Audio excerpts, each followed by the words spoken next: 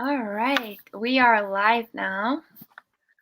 So, hi everyone, welcome to our Girls at Top Schools event held by Uzbek Diaspora. Thank you so much for joining. We're very excited to finally be having this event. We do have our ladies from globally recognized schools. Thank you so much for joining us today. We already have 22 people with us, so this is going to be a great, amazing event. We are so excited. So let me start off with introductions. So my name is Shahadat Khanbabayeva. I am the communications expert at Uzbek Diaspora, and I will be moderating this event today. So let me introduce our girls. So with us today, we have Malika Mirsagatova. She is a current graduate student at Columbia University. Then we have Dordana Gaipova, who is a senior at Johns Hopkins. And last but not least, we have Madina Rajabova, who has graduated from Harvard University. So we have all these different schools, and our ladies will be able to talk about these schools as a student from the student's perspective. So I won't say too much about them and their bios, because they will be able to share all of that with us today. So just want to put it out there. If you guys have any questions during the interview, feel free to just leave them in the chat and we will pull them up as they relate to the topic we're discussing. So let's get started. We're going to start off with some self-introductions. So ladies, if you would like to just talk about yourself in terms of where you are located right now, what academic school year you are, and your major, and a fun fact. So 4 things: location, academic year, major, and a fun fact about yourself. So whoever wants to start it off, feel free.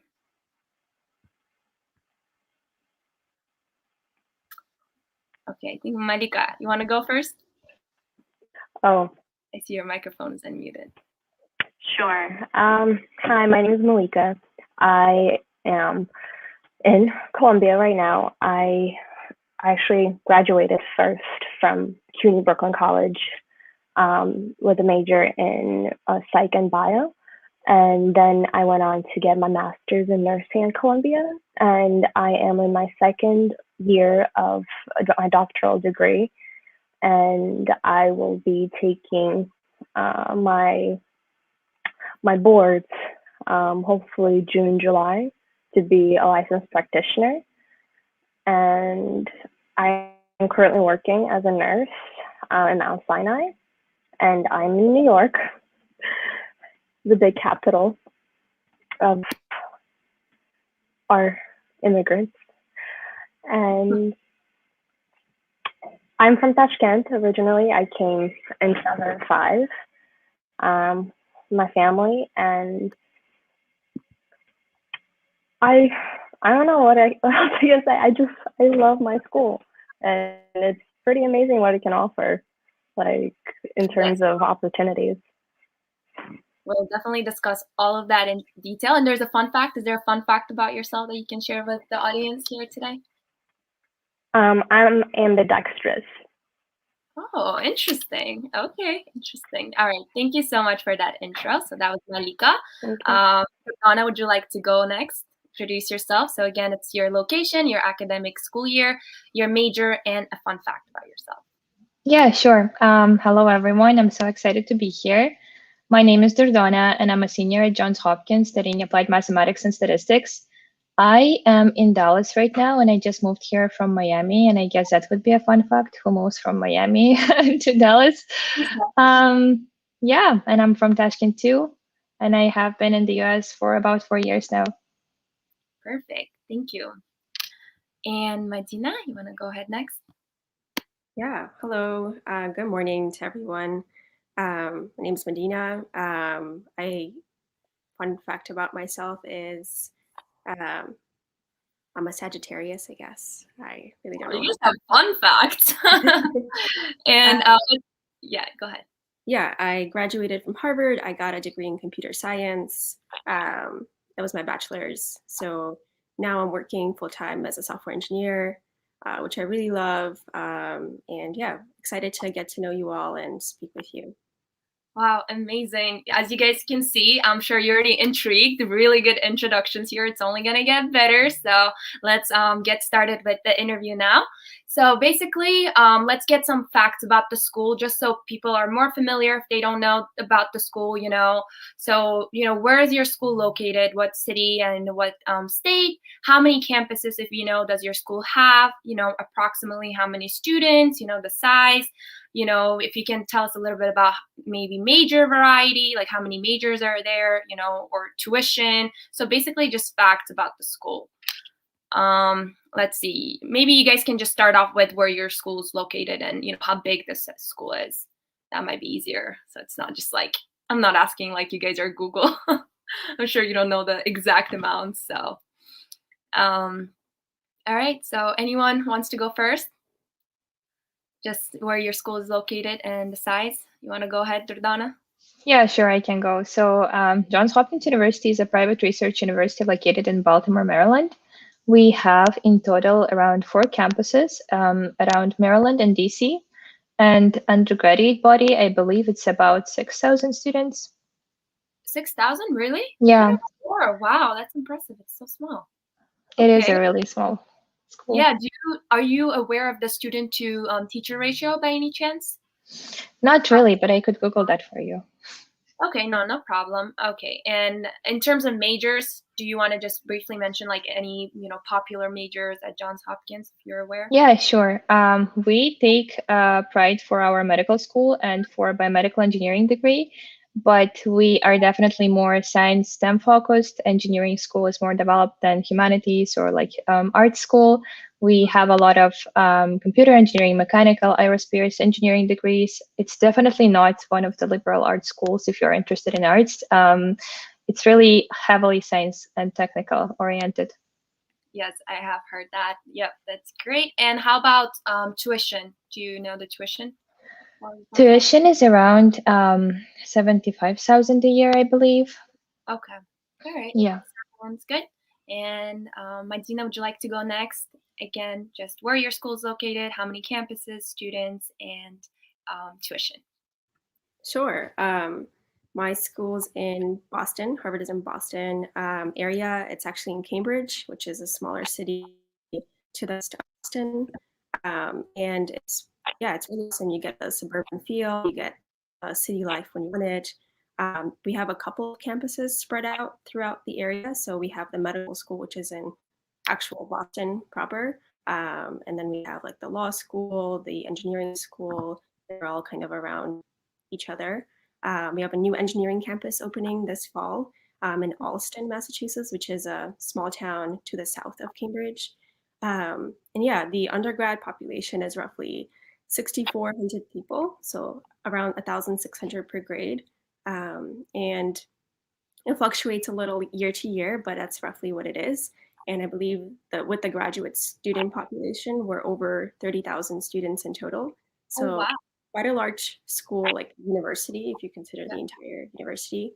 And yeah, in terms of tuition, it's kind of expensive, but there's generous financial aid offered, at numerous of the schools, but especially at the college. So the undergrad level, you really, if your family needs money, Harvard will pay for your tuition. I believe the actual just the tuition itself is roughly $60,000. And then room and board is another $15,000. And then if you have your own personal costs, like if you're eating out or doing anything like any sort of activities in addition to whatever is offered by the school, that might be an additional, depending on who you are, $10,000 per year. So it comes out to be very expensive. Right. But not to dismay, like as I said, very generous financial aid packages are offered for many, many different individuals. Yep. Thank you so much, Madina. And yes, we will be talking separately about scholarships and so on as well later on. So definitely we'll get more info on that. And Malika, are you with us? I think she might be frozen. Let's give it a moment. Yeah, I think there's some connection issues Malika is experiencing right now. So we'll just give her a moment and we will move on for now until she joins back. All right, so, Okay, I think Malika's back. Can you hear us, Malika? Yeah, I can hear you guys now. Okay, perfect. So Columbia is located in New York, in Manhattan, on 116th Street. We have about 3 campuses.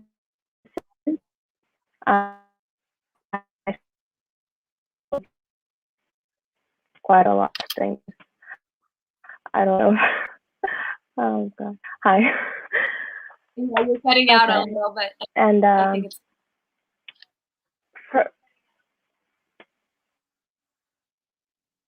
Oh no, we're losing you.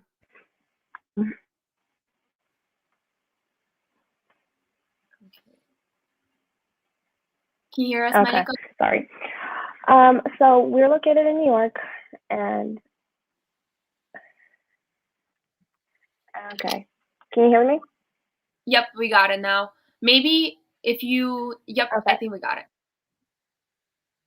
Okay. Okay, so we're located in New York. My tuition is about, well, for my programs in total, it was about 100,000.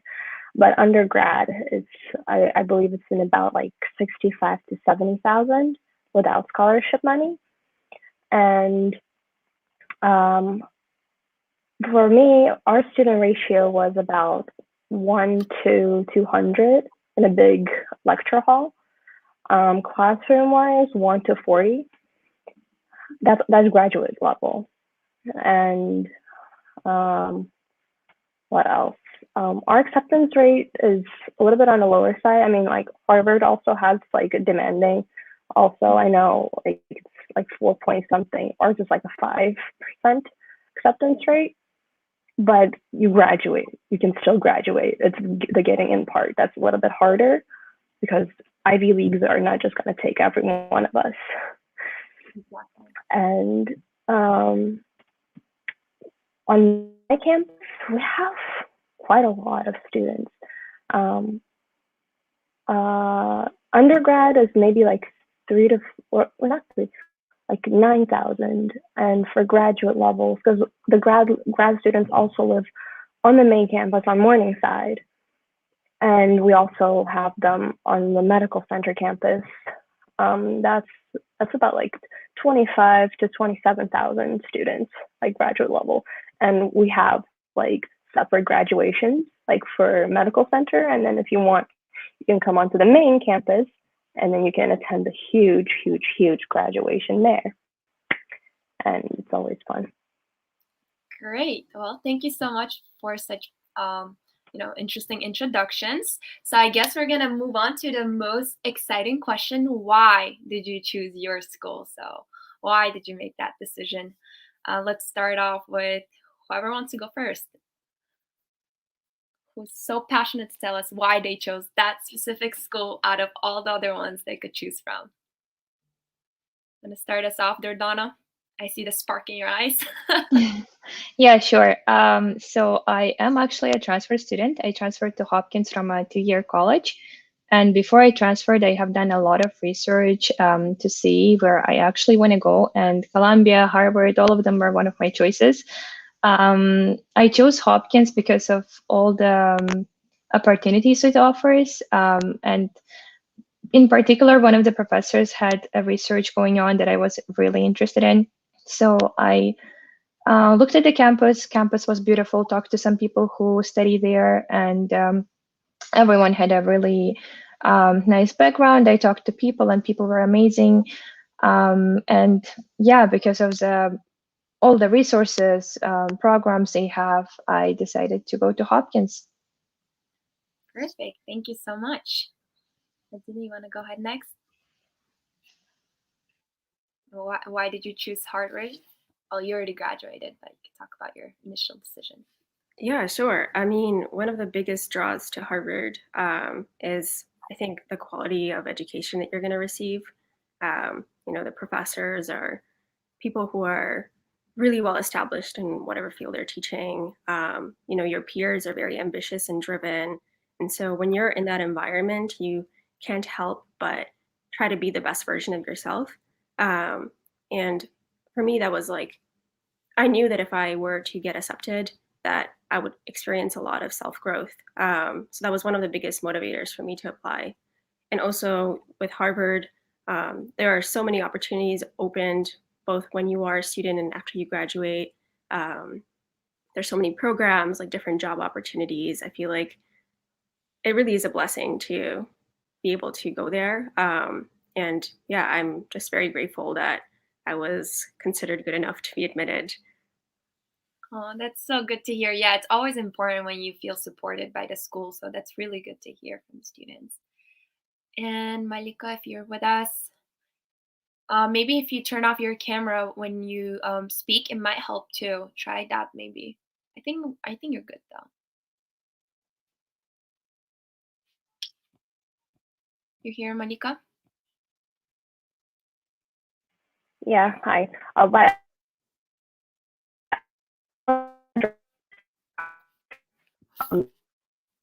Oh, I think we're losing you go in again. speaking groups.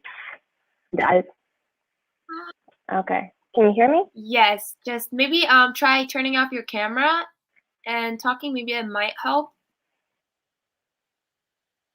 Yeah. Can you hear me? Yes, we got it now. Okay, I just wanted to address something in the comments. There are some people who are saying that, what, since we're Uzbek, why are we speaking English?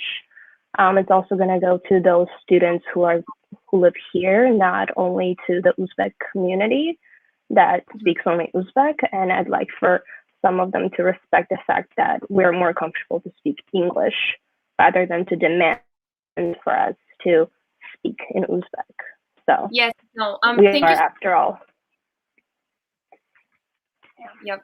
No, thank you so much for addressing that because we do get that often. So I guess we could just mention that one more time. The reason we do our interviews in English, first of all, as Malika said, it's more comfortable for the girls to speak in English. And for Uzbek diaspora in general, our content right now, at least, is mainly in English because, when we say people from Uzbekistan, that doesn't necessarily mean everybody speaks Uzbek.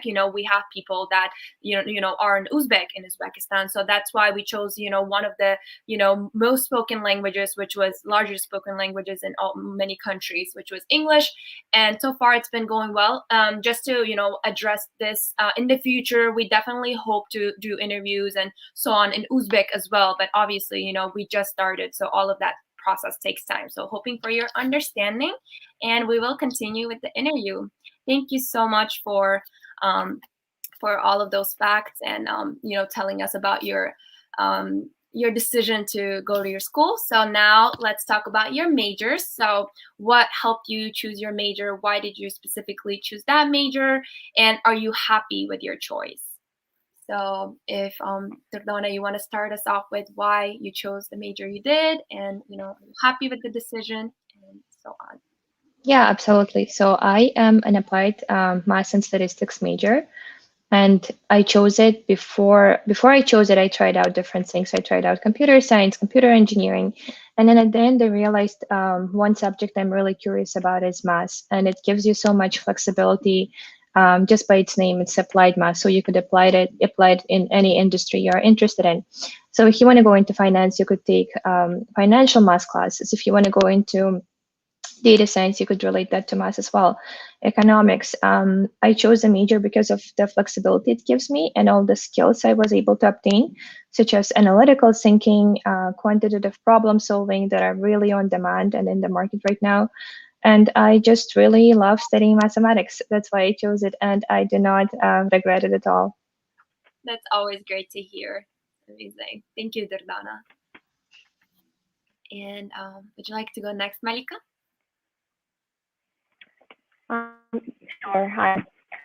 So I chose Columbia first off because it was my dream to always go there. It has very beautiful campus. It has a beautiful campus, and overall, the quality of education, as Madina said, Ivy Leagues really do offer you so many opportunities to learn and to pursue everything that you can possibly do. I think you can even do your own, make up your own degree. I think I don't remember I chose nursing. I chose nursing in general because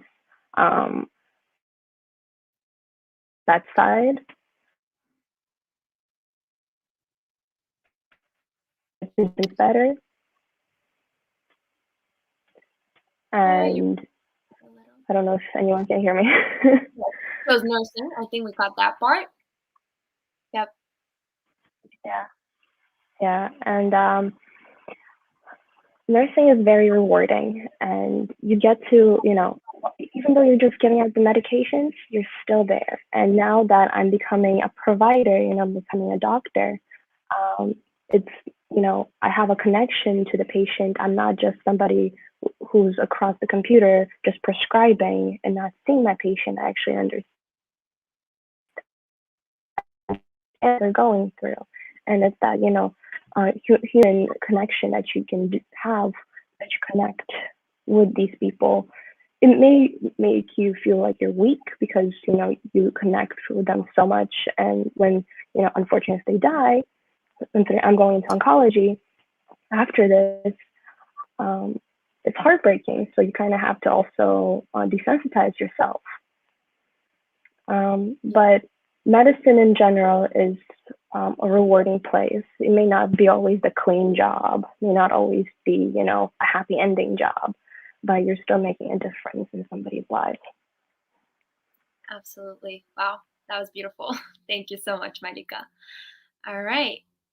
So next question I have for you will be about the application process. I'm sure there are plenty of people who would like to find out more. I know we kind of touched upon it earlier. So what are some of the, test results, maybe documents you had to submit, right? Such as SATs or ACTs, or was there something additional you had to submit for your school? And if you could just mention what the acceptance rate is for the school, that would be great. So whoever wants to take that on. All right. So I know it's been a while for some of you guys. Medina, I know you have already graduated, so it's probably a long time ago. But if you guys just could, tell us as much as you can about what kind of tests are, important, what kind of test results students are supposed to submit, that would be great. So.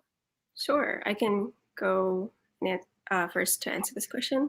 I had to look up the admissions rate actually. It's changing, huh? I think I believe it's under 5%, but I'm not sure. Well,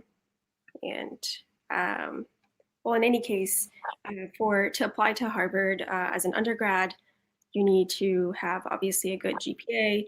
You need 2 letters of recommendation. You need to fill out what is known as the Common Application, which is a portal from where you can apply to almost every undergraduate institution in the United States. And it's like a centralized portal for every one of these schools. And so that's why it's known as the Common App. So there you submit an essay, you input all of your test scores. One thing that Harvard looks for admission is what they call a well-rounded student. So they're looking for someone who's good in every subject area, but maybe they also specialize in one. So for example, for me, when I was applying, I was lucky enough to go to a really great public high school here in New York. And so what that meant for me is when I was applying, I already had like a breadth of courses I already took and did well in. And then of course I wanted to specialize in CS. And so I've been taking CS courses at my high school from sophomore year. So sophomore year, junior year, senior year. And so by the time when I was, submitting my application, I had a very good sense of what I wanted to study and what I wanted my time at Harvard to look like. And so, when you're compiling this application, that's part of what the school is going to look for. They're going to look for a cohesive story. Are you saying, are your extracurricular activities, are your grades, is your interest in the topic that you want to study, are they all forming this one story that is compelling? Like, do the people that read your story, do they believe it? Mm-hmm. And I think that's like one of the key parts of the application that people often don't think about. And for that reason, people who should be doing well aren't doing as well when they are applying. And of course, the test scores are very important because they show they're the only way that the school can gauge how much you know relative to others. So if you're applying from the US, things like your AP scores, your standardized test scores, in general, like SAT, ACT. When I was applying, it was also the SAT subject tests. I know they're doing away with those this year. Like those were all very important in the admissions process. And for some students, especially those who dedicate a lot of time to sports, their sports ranking is also very important when they're applying to these schools. So I would say like overall, it will vary person by person, but your admissions application should paint a picture of the type of person you are, like what your values are, who you want to be, like what's important to you, and what do you want to study.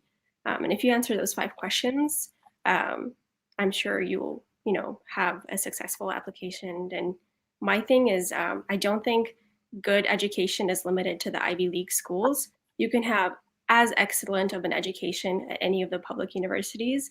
I think it's ultimately down to the student. Like, are you making use of the resources at your school? Are you pushing yourself to be the best that you can be? If you're answering yes to those questions, then I'm sure you're going to have a successful career. And it doesn't really matter what your undergrad degree is in, or like what school you're studying in. You just have to like push yourself. Oh, that was very well put. Yeah. So yeah, definitely. So your message is that you got to be well-rounded. As much as it is about academics, it's about other extracurricular involvements, your interests, and you as a person that you can portray in your essay as well. Correct? Okay. Thank you so much. That was really very descriptive. Donna, would you like to share next with us about your test results you had to submit, as well as the acceptance rate at Johns Hopkins? Yeah, sure. So for me, as I mentioned, I'm a transfer student, so it worked a little bit differently. But I agree with Medina 100%. All the schools look at how well-rounded you are and this cohesive and compelling story you tell. At the same time, I would just add on to that and say, make it unique, because there are so many talented applicants applying with a good test scores, good results, and really extracurriculars, amazing background. So you kind of have to tell your own story and make it unique to yourself, tailor it to yourself, and of course, always tailor your application specifically to your school. In terms of tests, I had to take a CD test because I was transferring from a community college. And then I had to, of course, submit my transcripts, which means you definitely have to keep up your grades. And having a high grades and good test results is kind of given if you're applying for top schools. At the same time, you have to make sure that you have definitely a lot of things going on, like can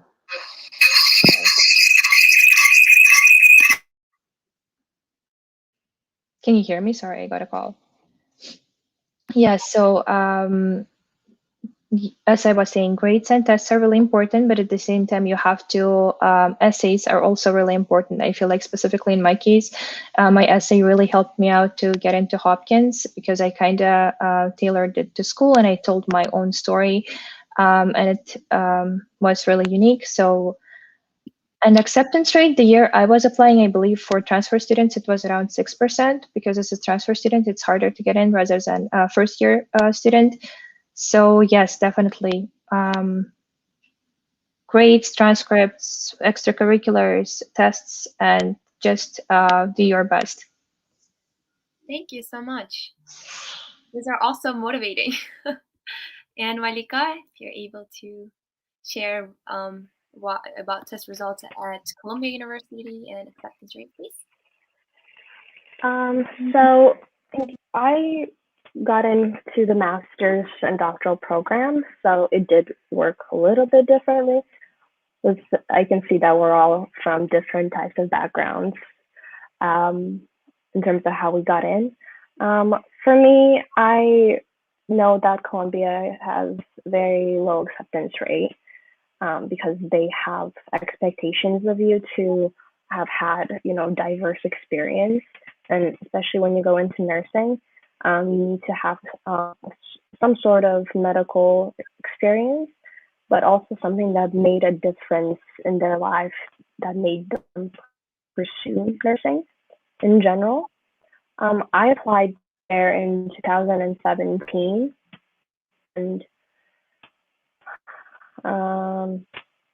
at that time, they required for students to submit their GREs, which are graduate level exams. And out of the blue, they changed requirements. And if you had 3.25 or above, then you couldn't, just waive your GRE submission. You don't have to even take the exam, or if you took it, you don't have to submit the score. Oh wow. Because it's best to just keep those aside sometimes. And oh no, I think Malika was kicked out for some reason. You guys can hear me though, right? What's going on? Yeah, we can hear you. Okay. Oh, it says device is not connected. Let's just give it a second. I'm gonna add Malika now. Sorry, I think StreamYard kicked out for some reason, but now you look good, so continue. Okay, and I submitted about 2 to 3 essays. One was, what is the reason that we should accept you into Columbia Nursing School, and another one is a diversity essay. And Columbia is very particular on diversity, which is what attracted me because I'm from a completely different background. I didn't really know any Uzbek people who have applied to the nursing school before, or I didn't even know, if there are any Uzbeks who'd want to go there, because the prices are so skyrocketing. Like, my program is $100,000. I'm like, how am I going to pay for that? And then they offered me a scholarship, which it pays for fall and spring semesters, which was really good because those are the heavy semesters loaded with a lot of courses. We took about 6 courses in one semester. And that application process, I believe it started in August, but like the summer, and then it ended, I believe, in November or even October, by the time that you have to submit your papers and your test scores, your letters of rec. I had to submit 3 letters of recommendation, unofficial transcripts, because you only submit your official transcripts after you get in. And they told me, you're going to get your acceptance middle of February. They sent me an email saying, oh, decision's available at the end of January. And you open up and you get a confetti saying, congratulations, you got in. And that was one of the great moments, because even if you have a 4.0, even if you have beautiful, extracurricular activity list, you may not get in. And the biggest thing with Columbia is your essay. You have to be heavy on the essay and really tell them why you're the person they should take. And you have to just drill in that I am the person for this. I will continue on, and I will go on into the doctoral program, because I applied for both. And I was lucky enough to get in, and I felt like that was one of my biggest accomplishments, because I wanted to go there for med school. And that was like my dream, to even go there at undergrad. At first I thought, oh, they're a little bit too, stuck up. It's, it's Ivy League after all, like, am I going to fit in with those kids? No, you may not. But then you see in the nursing standpoint, in the graduate level, you see so many different people. You see all ages. I have a 70-year-old lady there. Wow. You have parents. You have former, Army, soldiers, immigrants, or those, international students coming in. And you just become friends with everybody, and it's just amazing. But the acceptance rate is low. My friend tried to apply. She had a 3.6. I applied with a 3.8, and she didn't get in. I got in, and we were just like awkward silence. I know, it's always awkward, but wow. Honestly, like as everybody's saying in the group chat, you guys may be looking at it. Everybody is so proud of you, ladies. It's honestly such a big achievement, and we're sure you're gonna go even further.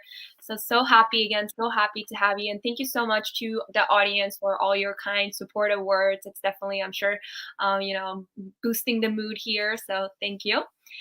All right. So I know, Malika, you were just spot on with scholarship. That's the next thing I wanted to discuss. Does your school offer financial aid? Were you guys able to get any scholarships to help you with your education? Yeah, so we do apply for FAFSA, but FAFSA is mostly known to aid undergraduates.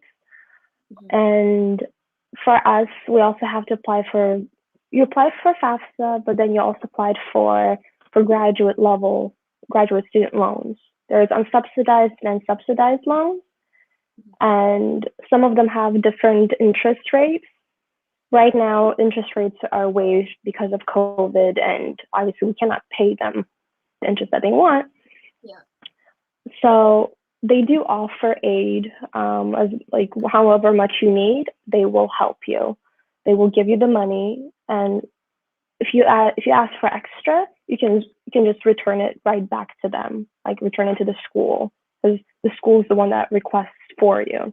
You just have to go through some paperwork, and that's it. You can apply for private loans, but private loans have an extremely high interest rate. So I did not go that route. I stuck to the scholarship that I got from doctoral degree. We got about $40,000 for fall and spring semesters. So this is the last semester in which I will receive my scholarship. That's the last batch of the 10K that I will get. And otherwise, for the summer and fall of the upcoming semesters, we're just going to be applying for subsidized and unsubsidized loans. But you can always apply for private scholarships. There are opportunities for that. And with my program, for the master's program for non-bachelor, for students who don't have a bachelor's degree already in nursing, that's the master's degree that I got. They raised their scholarship money amount that they gave to the class below me. They gave them more, so they always revise how much they give. I see. Because there's always a cost of simulation labs, the clinicals, and everything in between, the events that they host for you. And let me tell you, those events are fun. I would hope so, with all that money they're charging. But definitely, it's always great to hear that there's scholarships. But otherwise, yeah, they are generous with that. They are good with the scholarship money. Thank you. Thank you so much. I don't know how it is undergrad though. I think America froze for a second, but yeah, she is talking again about the graduate level, as she is a graduate student at Columbia. Oh, all right. Thank you, Malika. Dordona, would you like to go next? Yeah, I can go next about the undergraduate and bachelor's, because I feel like it's so much more simple than getting aid for a master's or your doctorate degree. And I see the question in the chat. The school is already very expensive, and being full-time student takes all your time. How are you handling the housing and food? I am also on a full financial aid. Otherwise, I would not be able to work at the same time and handle my housing and food, because academics are really rigorous and academic workload is very heavy. So in my case, I applied also for FAFSA, and for private schools, there is a other scholarship called CSS. I applied for that one as well, but most of my scholarship, I got it from my university. As I have mentioned, by applying, you really have to pay attention if your university is generous on funds, on financial aid. In our case, a year before I applied, Michael Bloomberg has donated like a lot of money to our financial aid, and school was really generous that year, and most of the students who really needed full tuition help got it. So yeah, and also I want to mention quickly that FAFSA and CSS is only for permanent residents or lawful residents of the United States, I believe. So for international students, I would really recommend do some research, look into the schools who are generous with financial aid for international students as well, and just to try to tailor your application specifically for the schools that you know have in the past given some help to other students. Yeah, that's a very good point. Very good point. Thank you so much, Dordana. And Martina, last but not least. Yeah. I would say for Harvard, the cases for Harvard and some other private institutions, for undergraduates, I feel like going to those institutions is a really good financial decision because they cover all of your financial needs. So they look at your family income and they determine what your family is is able to pay based off of that income. Um, and then everything else they cover for you. So if you have the opportunity to apply to undergraduate institutions that are private and have a very high endowment per student, highly recommended because, as I said, it's probably the best financially in terms of like the choice you can make. In addition to having the financial aid option for some institutions, you have scholarships. So there's there are many different types of scholarships. There's like the federal level, which is the FAFSA that the two speakers before me have previously mentioned. There's also the state level scholarships. So New York State has its own, California has its own, like every state has its own. There's also the private scholarships that are offered through various foundations. There's like the famous ones like the Coca-Cola Scholars, and there's like some other really big ones out there. But the key point about the private ones is that there's so many of them that there's likely one out there that's going to fit you and like the archetype they're looking for in a student. And so I would highly recommend doing your research on scholarships, especially, if your school doesn't offer that much aid. At the graduate level, I know, so the master's programs usually are out of pocket. And sometimes they offer like very limited scholarships through fellowships or, scholarships directly through the school. But more often than not, unless you're going to the really top institutions, you're going to have to pay out of pocket for your master's degree. It changes a little when you get to the PhD level, at least in the US and I believe in Europe as well. PhDs are free. And in the US, the government subsidizes you to actually, get your PhD. So I would say, like, if you are interested in, going the academic route, becoming an academic, highly recommend, looking into the various PhD programs. They're very competitive to get into, but, once you're in, you will not have to be paying out of pocket for your tuition and room and board. So that's one thing that I think most people don't know before they start applying for that level of advanced degree. Yeah. But it is something recommended if you want to get something specialized in computer science, but you can't afford a master's in computer science degree. If you're really dedicated to the subject and want to learn it in depth, perhaps consider a PhD. Yeah, that makes sense. Well, thank you so much. Do you guys, I know we got a lot of questions. Does anyone know of IELTS by any chance? Is anyone here an international student and aware of the scores they require or anything like that at all? No, right? If you're an international student, Not to my knowledge. I believe you have to submit IELTS or TOEFL, but again, your score should be really high, and it's a given. They won't be even looking at your application if your score is below than the average. Okay. Okay. Thank you. Thank you I so believe much. the cutoff score is 7.5 usually. Wow. Okay. So Mhm. high. Good to know.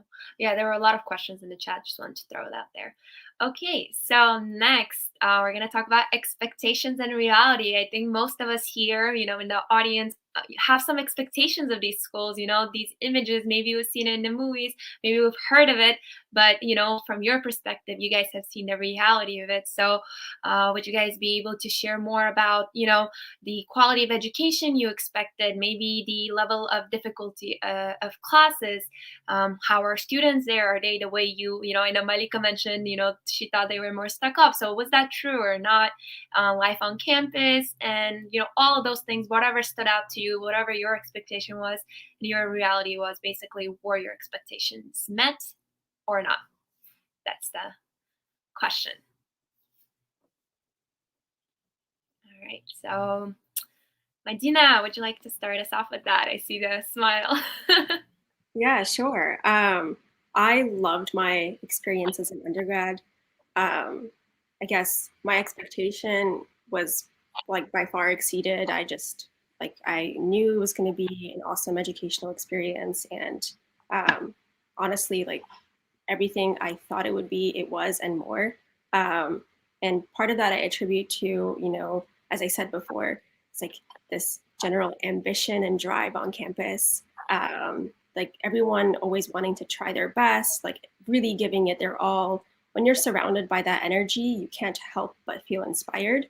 And for me, I'm a sucker for like really awesome architecture and just like cool spaces. And so I feel like on campus, yeah, like especially I would spend so much time at Widener Library. I'm not sure if you guys have seen it through like photos or anything, but it's really awesome. Like they have this like really awesome reading room. When you're there, like it's completely silent. Everyone's like heads down, like working on their like whatever assignments they have. And you're surrounded by this like beautiful, really open space.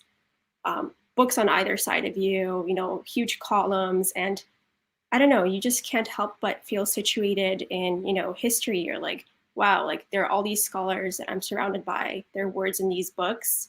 Like here I am, like, working on my thing, but you and then everyone else around you is also like diligently working. So I don't know, I always felt empowered and inspired to keep learning. And so for me, that daily experience is really, I would say it's fully worth experiencing on campus. And then my campus itself is, very not, I wouldn't say unique because some other schools have the same structure, but as an undergraduate, your freshman year, you live in like what is known as like the freshman area, which is like the Harvard Yard. That's like where you have the statue and like all of the main academic buildings. And then by the time you get to become an upperclassman, so sophomore year and up, you're assigned to a house. And there it's just kind of like a little bit like Hogwarts, and that you find out what house you're in, and then you spend the next 3 years in that house, building your community, finding the people that you really, like connect with, and like just, yeah, I would say in terms of like everything else, it kind of mirrors the typical college, American college experience. You're in the dorms, during the day you're learning, in the evenings you're with your friends in the dining hall, having a long chat. Weekends, you're hopefully exploring the city, or having fun, or doing extracurricular activities like an internship. It's really up to the student to decide at that point, but the school does provide you all the resources, and the energy is there to motivate you. So that's how I felt. Wow, that's very passionate. And how about the difficulty of classes? Would you think, would you say they were as difficult as you expected, a little more or less difficult? They vary class to class. Oh yeah, I would say I thought I went to a pretty rigorous high school, but then I came to Harvard, and the classes were definitely hard. But if you put in the work, you can get a good grade, and that's how they're structured. The one big difference I saw between high school and college classes is in high school, they kind of expect you to remember facts, kind of regurgitate information when you need it, like during an exam, or, but it's all about recollection. Did you memorize the formulas? Did you memorize, all of the different parts of a cell, like the cell membrane, mitochondria? Do you remember all of those items? In college, it's more, they really think they really teach you how to think critically. Mhm. And so sometimes the questions are the way that they're structured is like they're much more unknown. Like there's no one set concrete answer, and if there is, you really have to like rationalize your way as to why it is. So it's no longer sufficient to just memorize and regurgitate. And I think transitioning from one mode of learning where all I had to do was memorize and just say it back versus actually like analyze and critically assess everything I was doing. That was a bit difficult at first, but I think that's like more oriented toward what real life is and like what you do on a day to day with your job. So yeah, honestly, like for me, it was a very valuable experience to have that like tension in the beginning about like, oh wow, like this is so different from what I'm used to. But yeah, that's how I felt about my classes. Yeah, thank you so much for pointing that out. I think that's such a legitimate point that, after college, usually, what is it, less than 10% of knowledge that you actually, keep and you're able to use in your career. So it's really great to see schools, encouraging more critical thinking and reasoning as opposed to memorizing. So thank you. That was very helpful and informative. So, Malika, Dردona, would you guys like to talk about your expectations, reality, in terms of classes, school, students, professors, whatever it may be? Well, I had a feeling that graduate school is not going to be as easy because, undergrad kind of, tone it down for you. 'Cause, you're there, you always have, your friends, and you can have some free time for yourself. No, graduate school is not like that at all. You do not have a life of your own because you will always be studying. And for these particular programs, they're very intensive um, because they always have you have your head buried in the books. I haven't had a life since 2018, so not to scare anyone. And my I was just happy that I had the opportunity to explore the campus, the main campus, because our medical center campus is not as, grand because we're right by the hospital. We have so many things going on all around, emergencies, everyone, like we see doctors, nurses, everybody, like all the emergency trucks, like, driving past us. But the main campus, I was really happy that they gave us opportunities to go there for events and still be able to do our academic work, and they encouraged us to rest because I'm the type, I'm a workaholic. I study and I study and I study, and it's impossible to get me out of the house. Sometimes I can, sometimes I won't. And we had events for before finals, like they come in and they give you some puppy therapy. They have the opportunity for that while you're studying in the library. Or they have events where there's, food, crafts, even, singing groups, the a cappella groups that sing in the hall, like in the low library. They converted, it's not a library anymore, it's just a hall where they hold events. And I got to also participate in a 5K run with the school's president, and it was pretty amazing. But I will say that you have to not get lazy. You cannot be lazy in this school. Especially, you have to keep up your GPA because if you go below 3, you're going to go on probation and possibly be asked to leave. Because keeping up a good GPA will also earn you honors.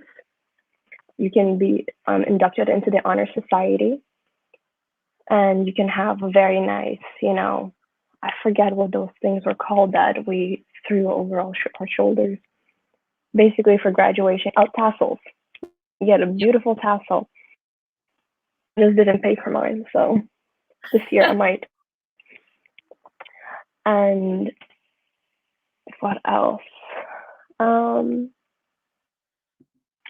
So was the quality of Obviously, education? there are dangers that come with, locations of schools because um, a lot of these schools are located in more of the upper sides of the city, and you always have to be careful and always have to watch your back. Like some of them are in underserved areas.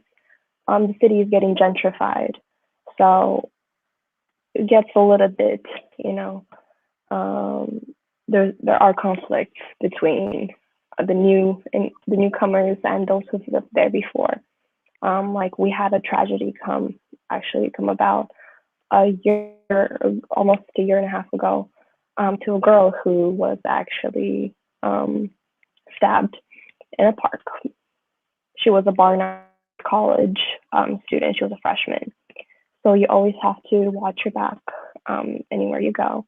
That's why I'm saying, it's not all flowers and roses, and studying is not the only thing that you have to really focus on. You also have to focus on your safety because it may be any kind of campus. It might be public or private school, like all three of us go to. But as a woman, you always have to be careful because there are so many things that can happen to you. And I'm also looking at it from a standpoint of a medic because, our anyone's lives, like female, male, our lives are very essential to, keep we're young. We have and people. Oh no, you're cutting out again. Can you hear us, Malika? I think you're cutting out. Yes, but as Malika said, I think she's mentioning some really, really good, like important things here.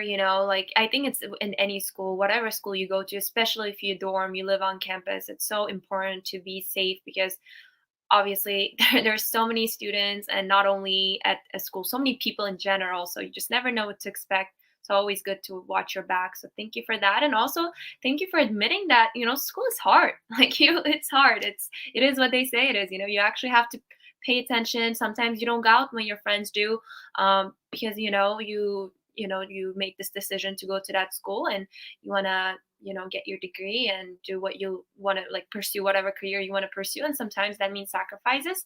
So thank you so much for talking about that reality aspect of it.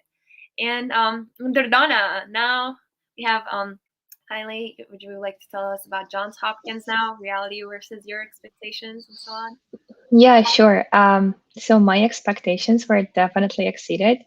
I still remember the first day when I got to Hopkins. We had a week-long orientation, and my first day there, campus was beautiful. I met one of the most amazing and smartest people in my life, and I was so excited looking at everything. And my campus is in the middle of Baltimore, so it's kind of a separate city itself.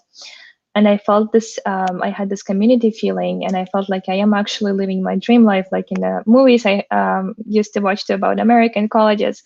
But then the classes have started, and that's when all the fun came.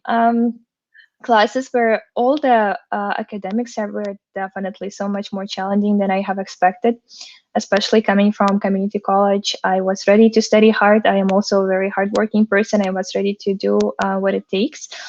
But I did not expect that we're going to have study sessions till 4 a.m. in the morning. That library will be working 24/7, and whenever you want to meet with your friends, all you're going to be doing is studying at the library. I really liked that at Hopkins, environment created this culture of competitiveness, a lot of like-minded ambition people, but they at the same time they were really competitive. From one side, it was fun and it pushed you forward to be your best self, but at the same time, it was really challenging. But one thing I haven't expected was to take lectures from the professors whose books I have read or whom I have watched on the TV before, or about whose research papers I studied. And then I was sitting in the lecture hall and listening to the lectures of the professor, and I felt so privileged and lucky just to be there. And adding on to what girls have said, it's definitely challenging. Do not expect that getting in is one thing, but like being able to stay there, maintain your GPA, do at the same time a lot of move on with your life and do at the same time a lot of extracurriculars. It's really, really challenging because school is hard. Yeah. There is a lot of workload, but that is what you sign up for when you apply for academically rigorous schools. For sure, for sure.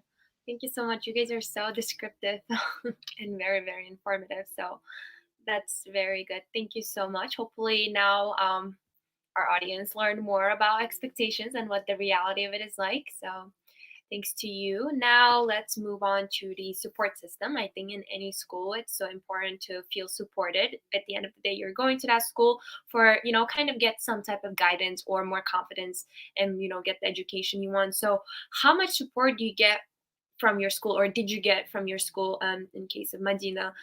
Could you talk about some resources maybe that are available for students, maybe to help them or guide them in their career growth or find internships or whatever it may be? And did you take advantage of any? If so, could you describe more in detail? Sure. So I guess from the get-go, you are assigned both an individual advisor. So this is someone who's either in the faculty, teaching, or is part of the administration who like knows about the classes at Harvard. And one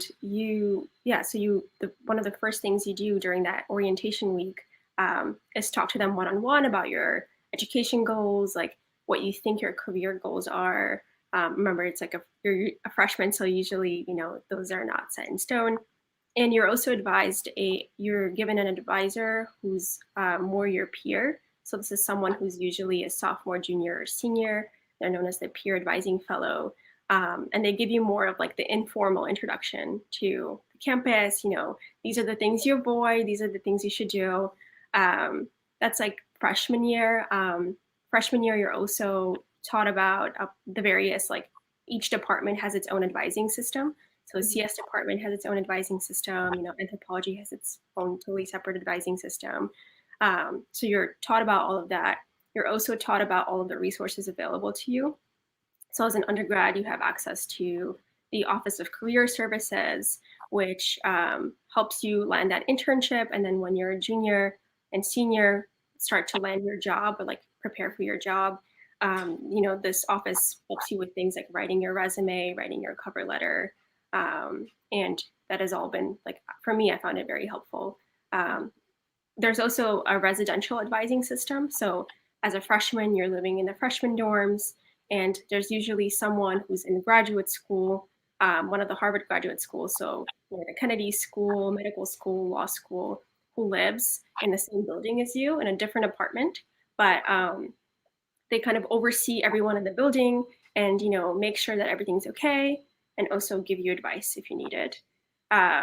When you're an upperclassman, you have the same thing, but now it's every floor has their own advisor, again, usually a graduate student.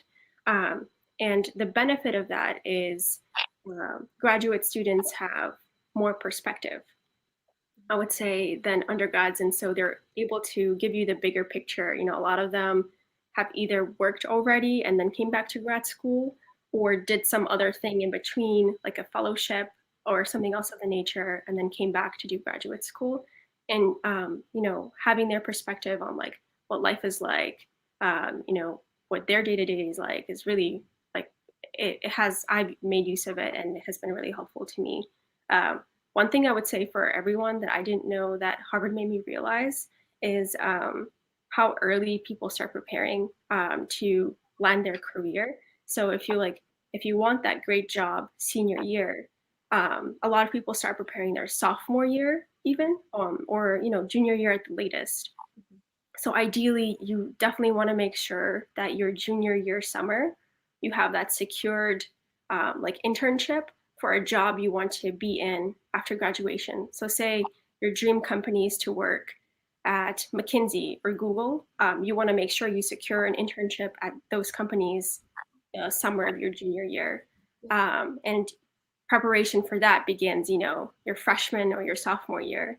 And I think that, by the time you start thinking of your job senior year, and if that's the time you only started thinking about it, a lot of times it's a little too late and it's hard to catch up. So then you have to do a lot of prep work, and it kind of like takes over your life. And that's, that perspective of like preparing much earlier, making sure you have all of the resources on hand much earlier, is something that Harvard is really good at doing and teaches you from day one. And that's something I wanted to share with everyone else in case, they're a freshman or a sophomore now. Like, it is good to start preparing, polish that resume, start those lead code questions if you're in tech, or get those interview prep books, if you need them for the other industries. Yeah, no, you're bringing up such great points. So, I myself, like my freshman year, wasn't aware of any of this until, I spoke with people that know, like upperclassmen. So as you said, it's so great to see that your school has a system where, freshmen have the ability to speak to someone who has more experience at the school and can tell you about what to do and, to stay on track. But, I personally also like had to apply for especially if it's competitive scholarship, summer ahead. So this summer I would be applying for next summer. So yeah, that I think is such a important advice. So thank you for that, and for the rest of your information. It was very informative. And Dordona, are you with us? Would you like to tell us about support system at Johns Hopkins? Have you made any use of the resources available to you, and so on? Yeah, sure. So I agree with everything Marina has said about securing an internship. I have been experiencing the same as a transfer student, the same thing as well. In regards of resources, Hopkins is a very resourceful school. From the day you get in there, you get assigned 3 advisors. One would be your academic advisor, professional advisor, and senior advisor. Professional advisor helps you with your career path, planning, and what jobs you want to apply to. They connect you with different kind of alumni from Hopkins that work at the same companies that you want to get in, and it's a great opportunity for me, for example. When I just got there, I did not know which path to pursue, so they connected me with different professionals from the fields I was interested in, and I was able to talk to them one-on-one, and it made my decisions more clear. Academic advisors helped us to arrange and schedule our classes for the time being of our time being at Hopkins. And senior advisors were usually professors themselves in my department who are like really help you to decide if you want to get into academics and like structure your goals. So that was really, really helpful. And as Madina has said, I would also start paying attention if you want to get into the industry and not into academics, applying for internships and building your resume as early as possible. And I see a question in the chat that says, Dordana, you mentioned that you were an international student. How did you polish your CV, work experience part specifically? I am not an international student, although I went to high school in Tashkent. I went to community college in the US. So after 2 years, I applied as a permanent resident, not an international student. But to polish your CV, there are a lot of resources available online. You can go to YouTube, or you can, if you go to school, you can talk to your career department at school, and they would be able to help you out with that. Yeah, and just to add to that, thank you so much for answering that question. We meaning Uzbek Diaspora Group is also planning to have a resume session, basically build your resume session. We haven't started planning it yet, but it is on our list of events to be held, so definitely stay tuned for that. And thank you so much, Dordana, for all that information. As always, very helpful. And Malika, would you like to talk about your side of about Columbia University and support system there, if you're with us? Can you hear us, Malika? Okay, let's just give her a minute, because I know we have been experiencing some technical difficulties on Malika's side. So we'll just give her a minute and let us know when you're able to hear us and speak, Malika. Okay, so I do want to go move to the extracurricular activities portion. So obviously, you guys attend very good schools. Oh, I think Malika is with us. Can you hear us, Malika?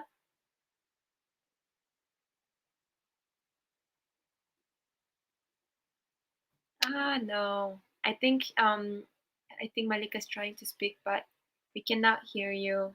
Unfortunately, not yet.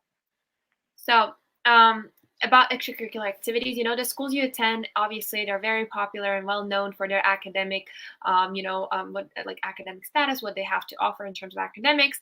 But would you be able to share a little bit more about extracurricular activities at your school? Like, is there any clubs? Is there any organizations? Are you a part of any, or are your friends part of any that you know of? So those things basically. I think it'd be interesting for people to know, so they can, further explore their interests at the university. Would you like to start us off there, Donna? Sure. Can you hear me? Oh, Hello? Malika's here. Yeah, yay! Go ahead.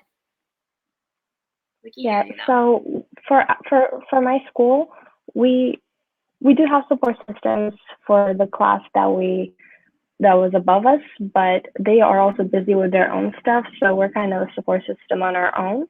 But we do have advisors who help us through, like academic advisors, like professors from a different university. But I'm able to organize everything myself too. Sure. And then for extracurriculars, I am part of oncology club on my campus, and I was also an ambassador for student wellness, and I also was an ambassador for when the students come in and actually explore, if they want to pursue the degree in nursing at Columbia.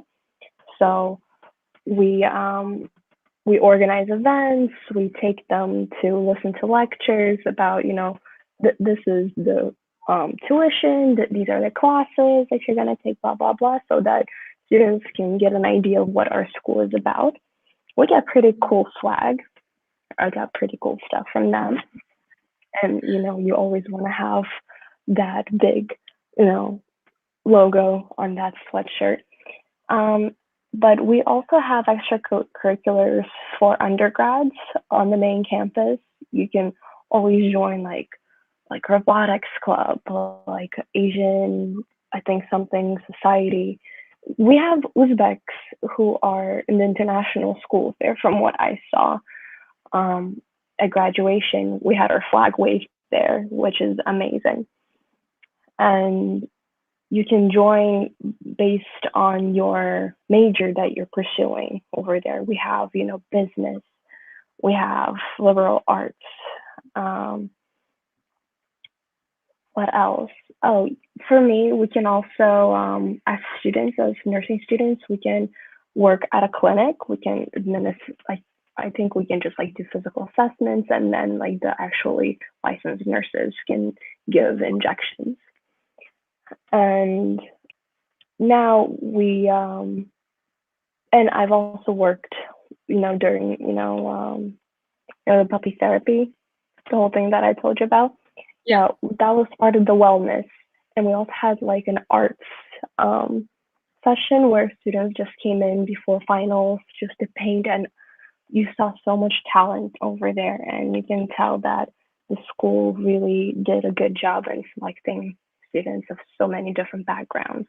We had a lot of California students actually who came to study at our school rather than the University of California chain. And honestly, it's all on our websites. They always send out letters if you'd like to join this club, if you'd like to join that club. Obviously, you have to be, either undergrad or grad, but all are welcome. We have movie nights, and on campus, you have yoga sessions, Pilates, and just such a variety that it makes the campus so attractive. And everyone is so friendly over there because they want you to be there. They want to meet you, and they want to see, what you're all about. Yeah.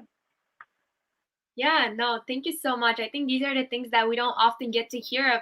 When people think of these Ivy League schools and, top schools, it's automatically just studying that comes to mind. But along with that, there's so many resources schools, as you guys are hearing girls speak about them, there's so many resources the schools offer to, help you, different ways of like, maybe like distracting yourself, sometimes taking a break. I know Malika mentioned that they have puppy therapy, which we have at my school as well, which is like so helpful. You're in the library, you're so tired of studying, and then there's these cute puppies that come in. So definitely gives you a break for sure from all the stress. Alrighty. And Medina, are you here with us? Would you like to talk about extracurricular activities at Harvard, if you were part of any, and so on?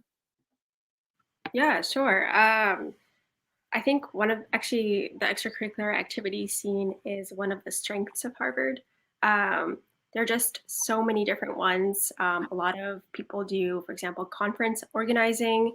Um, I was involved with organizing two different conferences on campus. So one was We Code, which is Women Engineers Code Conference.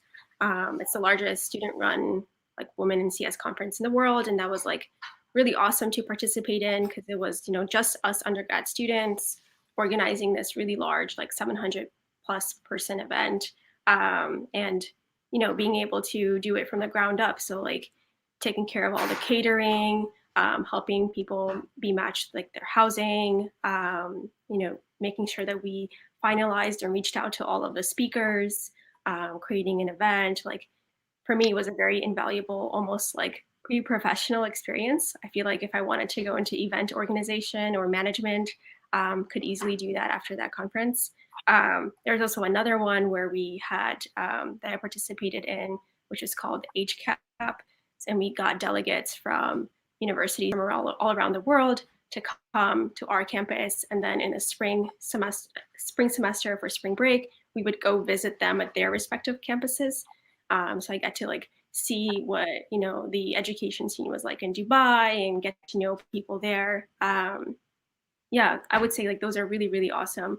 And most of the extracurricular scene at Harvard kind of almost feels pre-professional. Like one of my favorite activities was ESL tutoring, and just like working with the PBHA, which is like a volunteering house on my campus.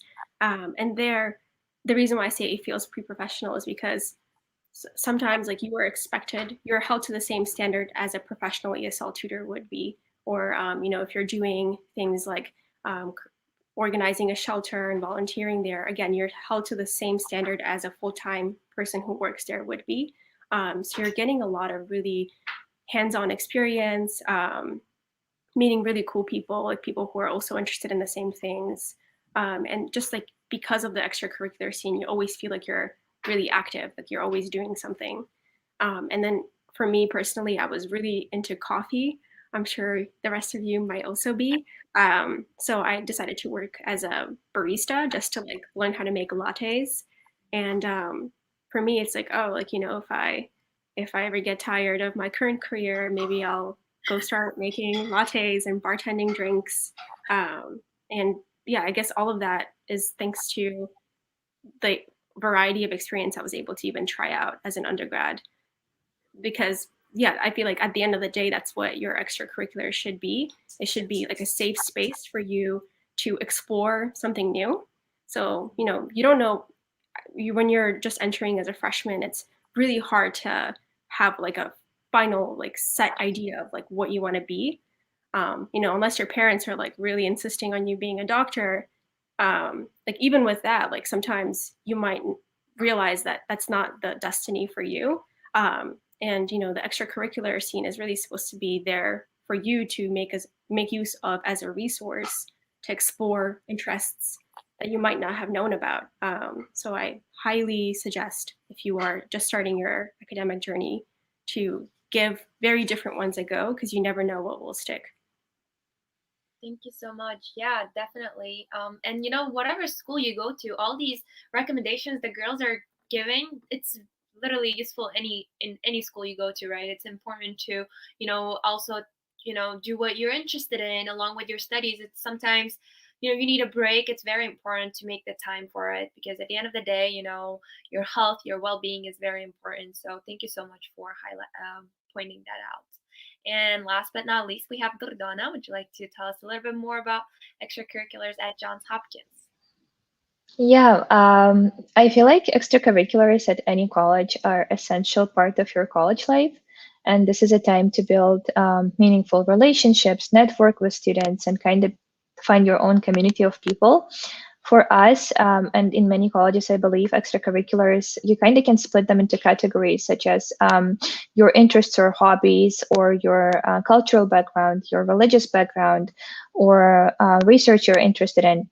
So I was involved with Model United Nations, where we organized conferences for high schoolers in DC area, and that was really fun. And I met one of my best friends through that club. I was involved in a debate club.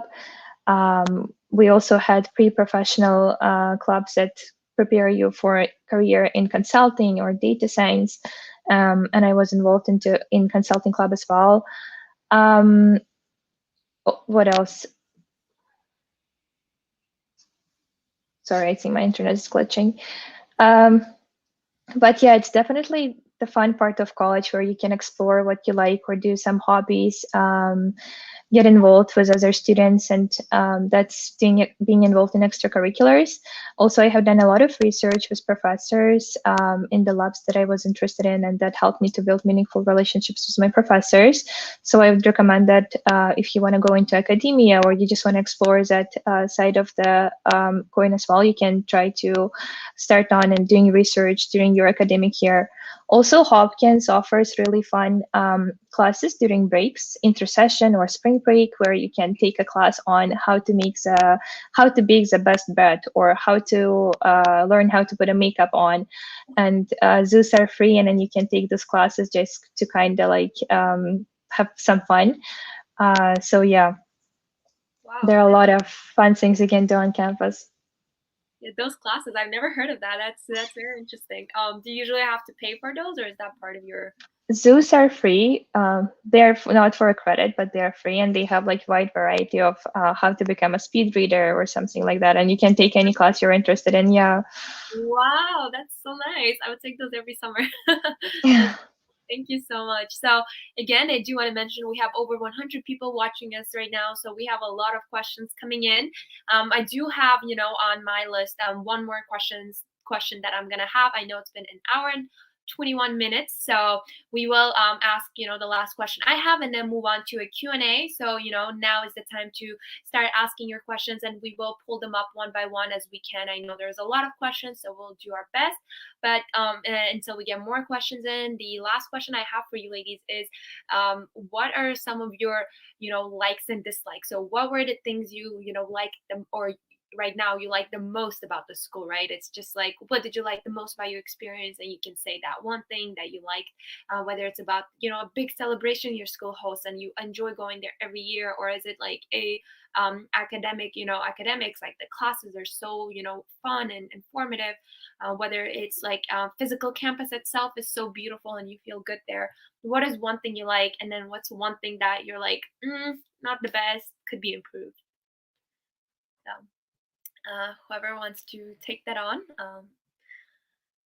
go ahead. If not, I will point out someone. All right. I have a quick answer for that question. One thing I really love about my school are people and the environment. As I have mentioned already, I met one of the smartest people in there, and they are so self-driven, so ambitious, and I feel like this kind of also pushes you to be your best self. But that's the same thing about my dislike. All those people create such a competitive culture that kind of sometimes you cannot just let yourself loose and do something else but study, because you feel bad because everyone else is studying. So I feel like that could be improved, making our culture a little bit loose and a little bit more fun. Definitely. Thank you. And Adina, would you like to share next about what you like the most and what you didn't like so much about Harvard? Yeah, for me, I would say the same as Dordona. I loved the people aspect of it. I think, as I said, it's really hard to, be 24/7 surrounded by people who are so driven and like so motivated to do what they're doing. Yeah, that aspect of it is really, really powerful. Um, the part I disliked a little was, I would say, um, actually, this is like a bit of a um, ironic thing because it's one of the things I love about Harvard, but just like having too many options, like too many things to do. Not sure if you guys are familiar with this phenomenon, but there's this thing known as like the paradox of choice. It's when you feel that you have too many things and you kind of feel, I at least felt a need to try out as many things as I could.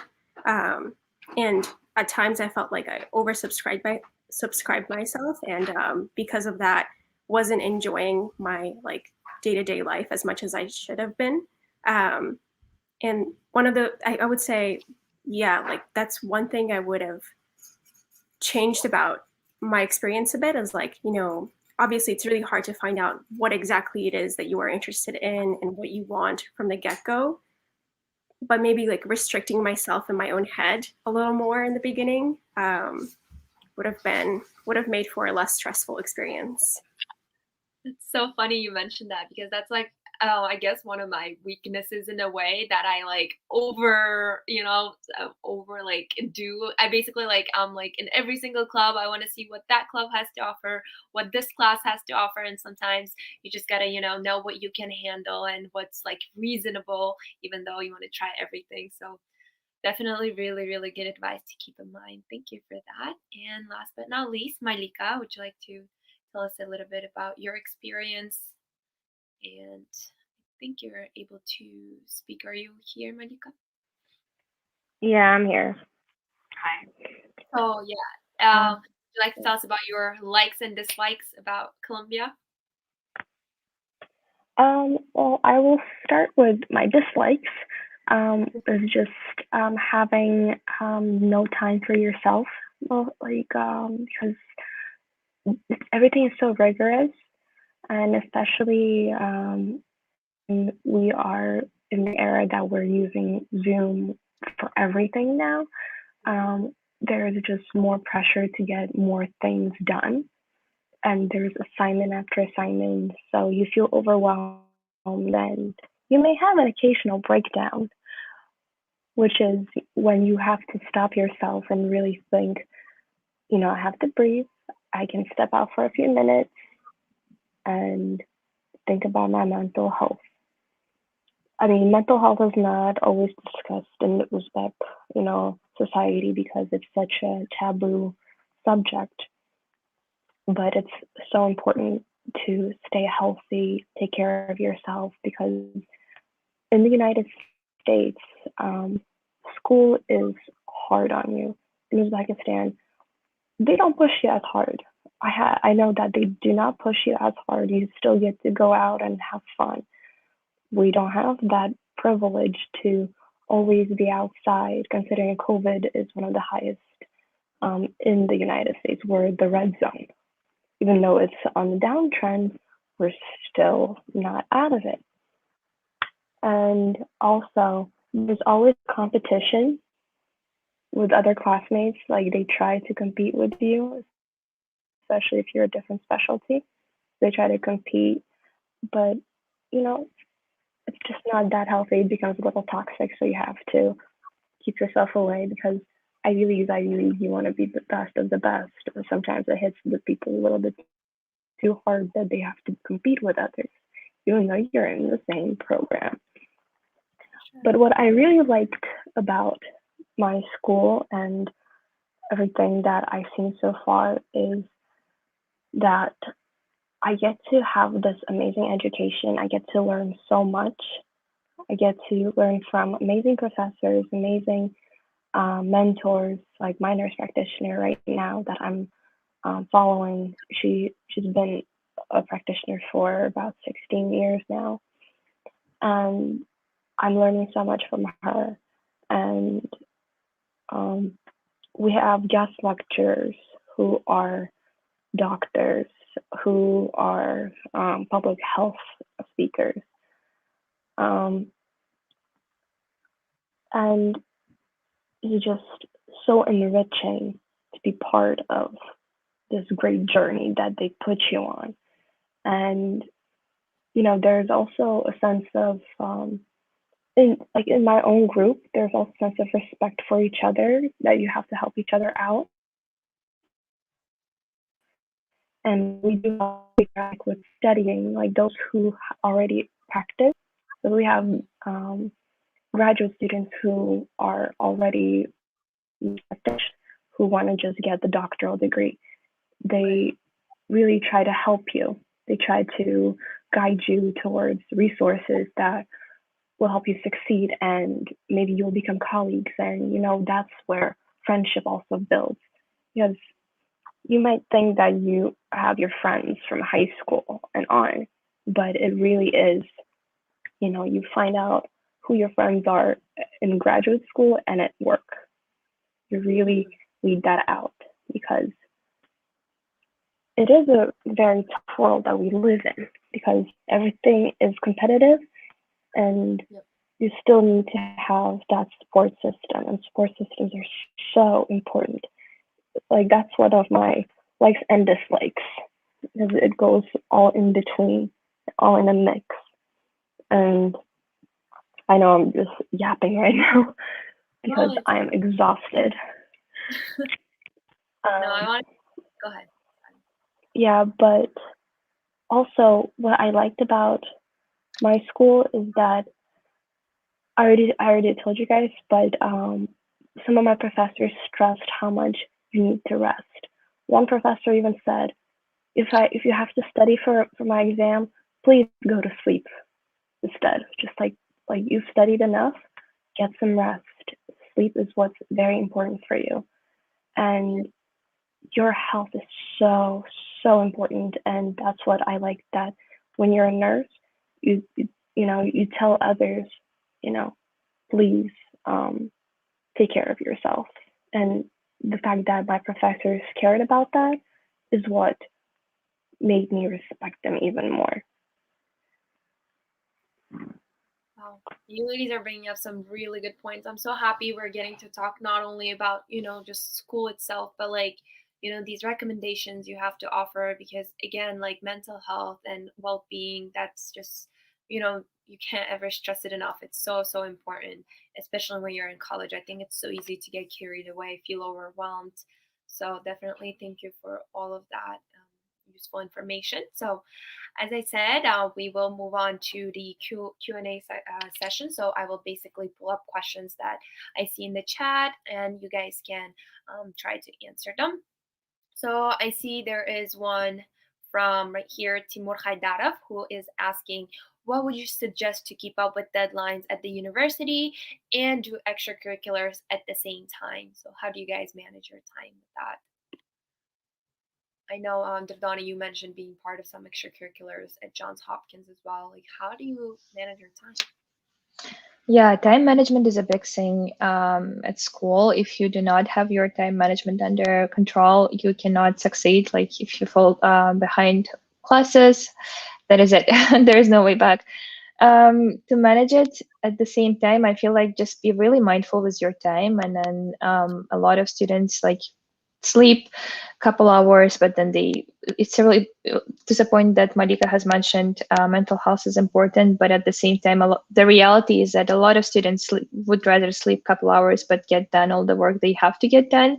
So I would say just be really mindful with your time and try to plan ahead, manage your time, and yeah.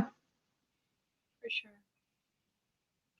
Anyone else would like to answer this question? I think if not, we can move on. Good. Yeah, sure. For me, I think it's early on I created a system which worked for me, which is I'm a big fan of to-do lists. And so I have my to-do lists, and they're ranked by priority. So items that are completing first, I have on top. Items that are further out, I have at the bottom. And of course, I'm always updating that to-do list to make sure that I'm not forgetting anything. And with that, because of you have various technologies that can make this task very easy for you. I did it by pen and paper. But I think writing it down or like having some sort of record of like what exactly you're accountable for, what it is that you need to complete, and exactly when this is expected of you is really important. And you won't miss anything this way. Relying on just memory, you might miss some things, and then that can cause you to miss deadlines or not show up prepared for something. And so, more so than anything, I would say keeping a record of what it is that you're doing is the most important, because I feel like most people, if they're missing deadlines or something of that sort, it's just because they forgot about the item that was pending, or they forgot that it was required of them. So yeah, for me, that's been the most helpful thing ever since I created my priority ranked to-do list. I've not missed a deadline. So I would say if it works for me, it might work for some other people, but it will ultimately come down to what is most comfortable for you to use and like what you're used to. Yeah, no, for sure. I think to-do lists never get old. I don't think I'd be able to get around without my notepad as well. I like to write as well. It just feels good to like cross it out. So for sure. All right. So there is a question. We received two actually that are the same from Mika. So I would like to pull this one up. It's also, has to do with time management. So she says, girls, please answer. How do you see yourself studying so hard and, having a family? It's always difficult for young women to manage both, basically, I think is what she's asking. Would anyone have anything to say to that? Well, I just want to point out that not all of us are in the marriage sphere at the moment. So we can't exactly comment on having a family. If I speak so for majority of us who are, who are in the speaking panel. But it is difficult for girls. And I have encountered young gentlemen who have tried to put a stop to education just for pursuance of marriage and family. And you can't take away Columbia from me. That's my answer. You can't take away the education I pursued so long just for your rusty butt. Right. Yeah, I think it's more on I think if I'm right, nobody is married here, but like in the future or if you're planning or if it's not necessarily a marriage, but like a relationship, whatever it may be, like, since you guys have a lot going on, how do you, how do you see yourself managing your time? How do you make your priority list? I mean, I think yeah, it's a I tough think that question. just comes with experience. I think that just comes with the partner. Anything. I think we can hear you, right? You hear? Freezing a little. Yeah, Yes, it's all comes about compromise. for sure. Yeah, I think it's hard to like predict without actually being in the situation, as Malika said. So Yeah, talk maybe later on. Maybe they'll have answers, but thank you. Let's see. If you guys see any questions as well in the chat that you would like to specifically answer, feel free to let me know and I'll pull it up on the screen. Let's see. So somebody asked about scholarships. We did briefly mention about that. Oh, by the way, and could there's you go ahead? No, go ahead. Whoever.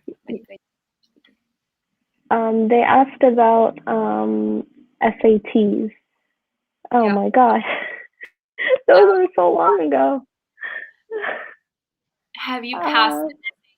If yes, oh, I don't ever reveal that. You guys feel free not to say your scores. I have I taken do not not remember SAT. my SAT score because I took my SATs in 2011. So that was a very, very long time ago. I took them my junior year of high school. As you can see, I'm a little bit on the older side. And I mean, I didn't have to submit mine for CUNY.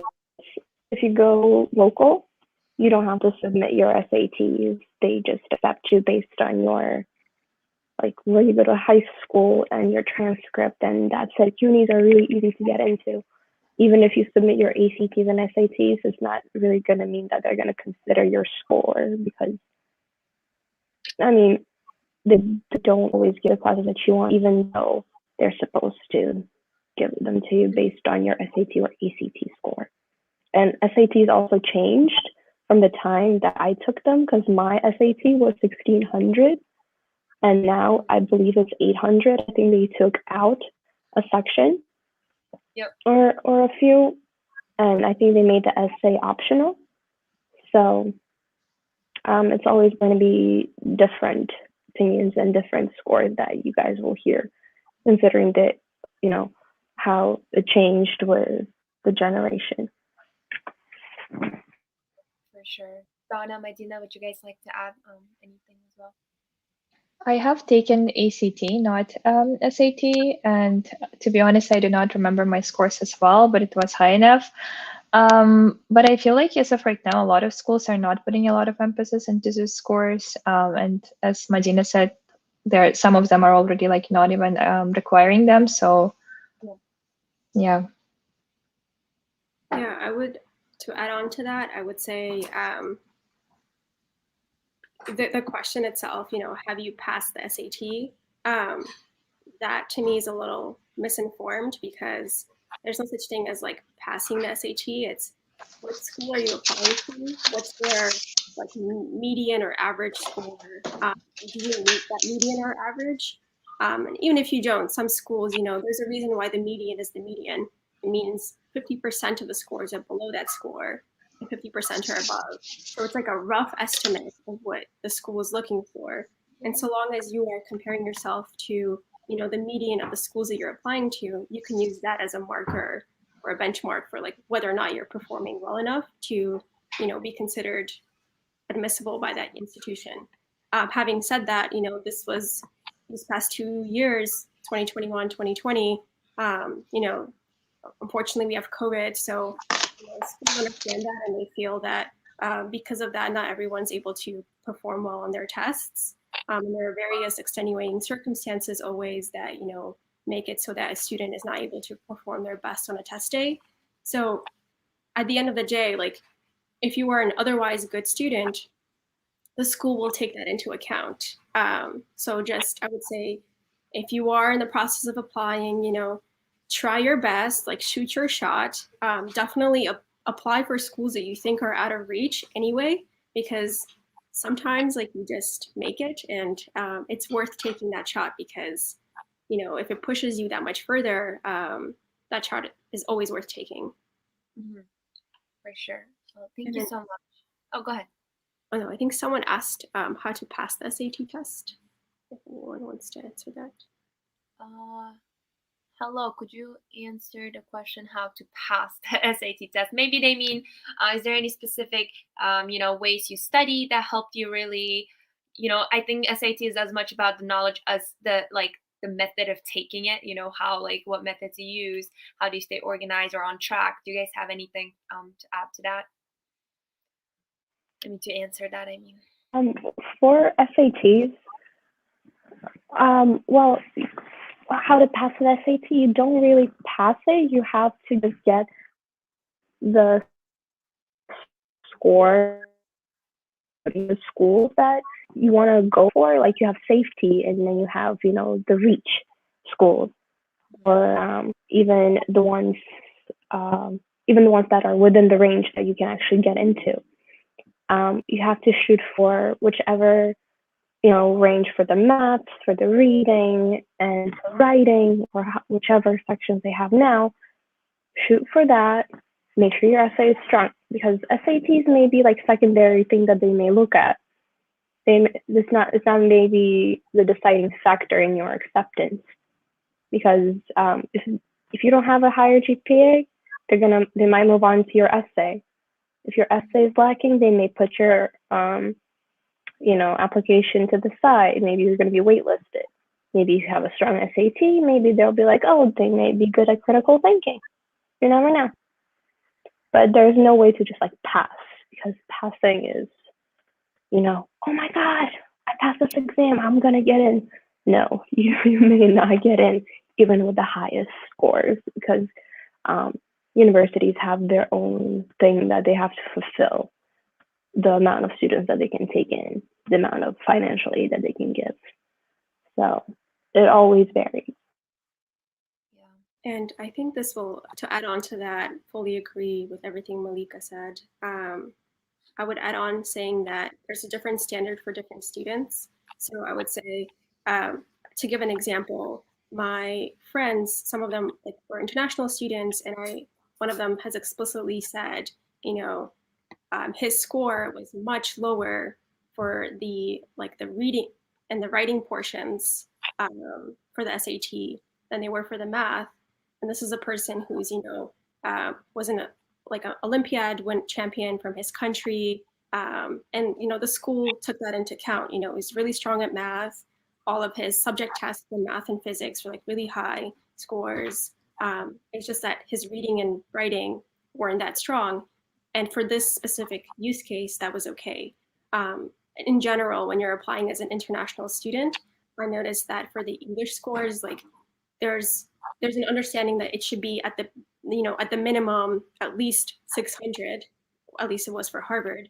But they take into account that English is not your first language. You did your primary education, maybe in Greek, maybe in Romanian, maybe in Russian. They don't take that against you. If they see that everything else, rounds out to a really great application, they're not going to hold that one SAT score or ACT score against you. And for this reason, with TOEFL and IELTS, I feel like once you meet the baseline, I would say roughly it is 7.5. If you meet that baseline, it doesn't really matter if you're 8.5 or 7.9. It doesn't really, that's not what they're looking for. They're looking for, do you have a base level of English language comprehension? If we were to put you in a classroom, would you understand what the professor is saying? Because they don't want to put you there if you're just going to get lost, if you're not going to make the most use of your classroom time in the lectures. And they also understand that within your first year here, being surrounded by English speakers, you will learn a lot and your English will better very quickly. So yeah, I would say if English is what you're stressed about, don't be stressed. Just try your best and try to make sure that your comprehension level is really high, or as high as it can be. But if you're not meeting the median and you're an international student, usually it's okay. Thank you so much. We will have, we'll continue with the questions for our next 5 or 10 minutes. I know it's been a long session, so I just want to let everyone know. I know somebody asked about how your studies were affected by Corona. Would you guys have anything to answer that? Has it changed at all? That's a really good question, because my studies were changed drastically. Last spring, I would say exactly a year ago, my school shifted to online. Really? Studying. Yours are not? No, mine were. I'd say that it changed. Mine became online, and all this campus experience. My school, we were already online our second semester, first year, so it didn't really make any difference. Yeah, I it think didn't make a difference for other programs. Oh, God.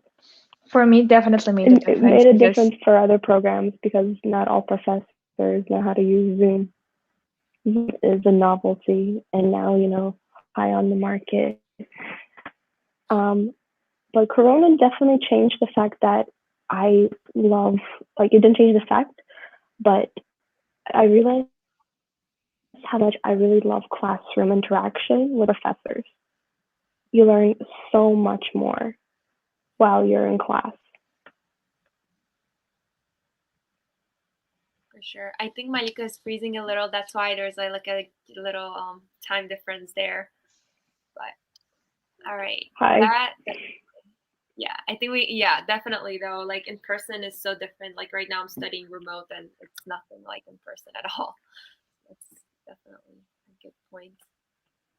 Same here. I miss my campus so much since school became online. It's so empty now, and like we don't have this college experience, which really, yeah. I hope it's gonna go back to normal soon. I know. Let's hope. And Madina, did you have anything? Well, you're done with school, so I don't know what you would ask. All right. I see there's a lot more questions that came in. I guess we could um quickly answer this one. The answer, I think, let me see. Is they somebody asked, when applying, not knowing what exactly I would like to study, would it negatively impact my admissions chance for undergrad? I don't. I think it's the same for any schools. I don't know if it's different for you guys, but usually not, right? You're given a little bit amount of time to still change your major or decide your major, at least like a year, right? Yeah, as a freshman, in my school, whenever you apply, you can choose a major of being undecided. And then freshman year, I feel like is given for that. So you're gonna take some time, take different classes, figure out for yourself what you want to study. So I don't think it's gonna affect negatively.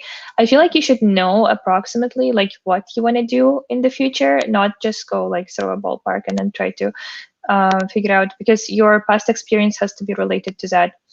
But in general, I don't think it would affect that badly. Yep, I agree. Thank you so much. And there is a question. Let's see. Somebody said, are internships important to get into university college? I guess they're talking about like graduate level, but is it at all? If it's graduate level, it's a little bit different.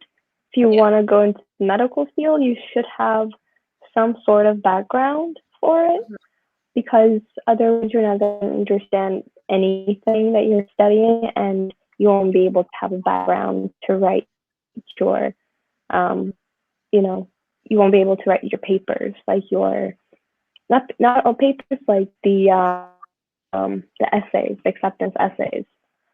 You won't be able to write those if you don't have something solid to talk about, something that will say, oh, so they saw this and that's why they want to become this.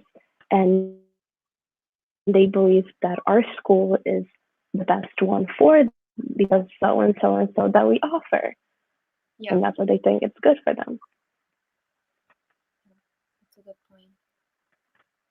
I see there is a lot of like, just comments saying we're proud of you girls. Thank you so much for hosting the session and so on.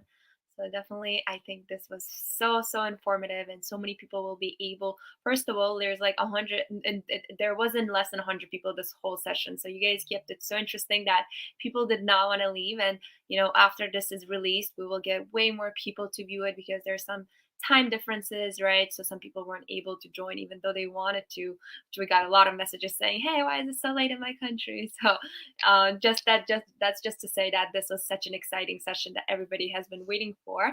And again, like before we wrap up, I would like to ask you guys for maybe any final thoughts. If there's any tips, obviously, as you guys mentioned earlier, it's not like there's one golden key you can get into the school. But is there any tips you guys can give to people that are so eager to get into these schools? Is there anything they can do now, whether you talk about graduate school or undergrad? Is there anything that can help them maybe increase their chances a bit or make them stand out into any school?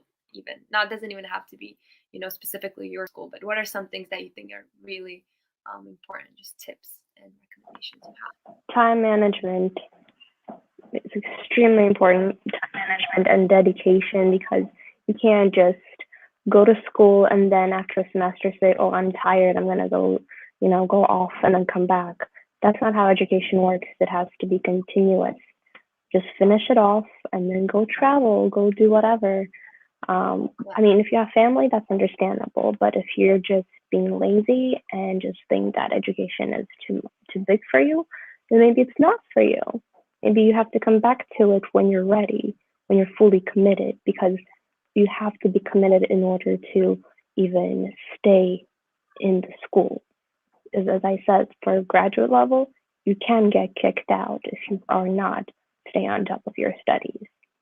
And, it's highly stressed that you just stay on top of your work, network as much as you can. Even in the medical field, you have to network to get a job, but just don't slack and know your time management and know that if you chose this school, it's going to be your home for the next few years, because that's, you're paying a lot of money. And for us, we're all immigrants. Maybe some of us were born here, maybe some of us just immigrated here, like however many years ago. We have to, value that our parents as women, let us go to these schools, because I know maybe sometimes they won't, some girl just told, you should just get married first. Maybe if your husband will allow you, then you'll go to school. Otherwise, if you have a true commitment to education, stay on top of it. Yep, really great advice. And I would say, to add on to that, it is up to the admissions committee to tell you no, like if you're not being admitted into the class. So don't do that job yourself. Like, don't write yourself off prior to applying to these institutions. Obviously, there should be a sense of realism. If you have a 2.0 GPA and really poor SAT scores and no extracurricular activities, you shouldn't be applying to Ivy League institutions, because you are certainly going to be rejected, or unless you have really extenuating circumstances. But I really don't know of anyone with those scores who got in. But if you are someone who fits, the general candidate that any school is looking for, I would say shoot your shot, because you should always believe in yourself and push yourself to the highest level that you can possibly achieve. And if it doesn't happen the first time, there's always graduate school, and there's always all of these ways that you can better yourself. It doesn't, like, I guess my general advice is, do not be the person who puts herself down during the application process or anywhere else. There's enough of, the rejections. Well, they're gonna, if they're slated for them, you will get them anyway, but don't be the one to do it to yourself. And then the other thing is, there are so many resources now online, YouTube channels, blog posts, like Instagram sources that are teaching people from, Central Asia and other countries to how to apply to the institutions here, and like what the visa process is like, all of that. I would say, make use of them. Like, there are just so many great, amazing people out there. And one thing I would say is, I'm currently working on a program with 3 other women. It's called the Ivy Stand. If you guys are interested, you should check us out, because these are some of the questions we answer, and we hold webinars all the time about application processes for boarding schools, for colleges, for universities.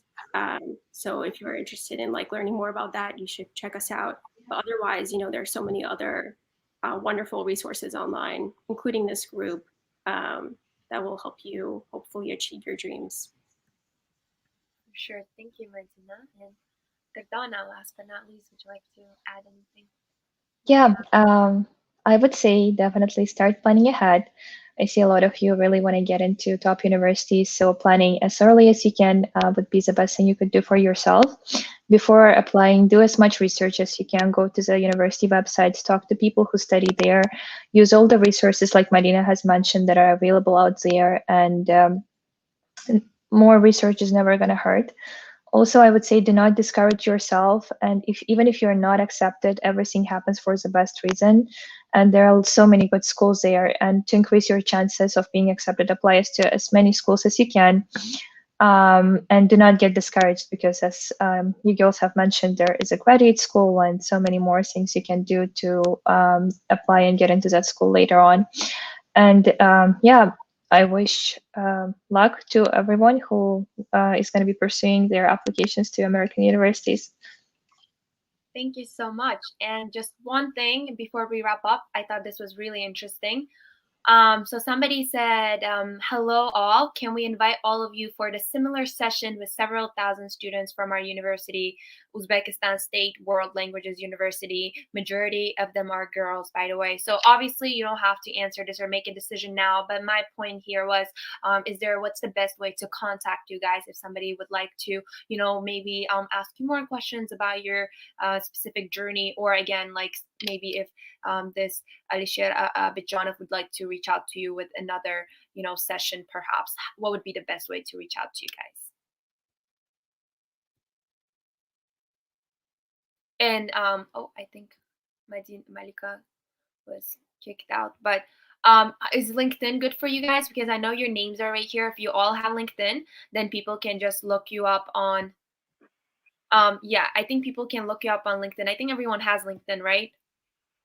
Would it be okay if they reached out through LinkedIn then, since that's okay, perfect. Yeah, so if anyone has further questions, this session was literally 2 hours long. We've never had this long of a session, but it was so fun and informative. If you guys have any questions to our ladies, feel free to, look their names up on LinkedIn, reach out. If you have any questions to Uzbek Diaspora, as always, you can go to uzbekdiaspora.com and reach out to us from any of our social media pages. Again, ladies, thank you so much for taking the time to be here today, for sharing all that knowledge, for being so genuine, honest, and open. I think it was very, very helpful. And as you can see in the comments, and you can look after such great support and feedback from our audience. So that, I think we are good for today. Thank you so much. All right. Okay, I'm going to end it now. Bye, ladies.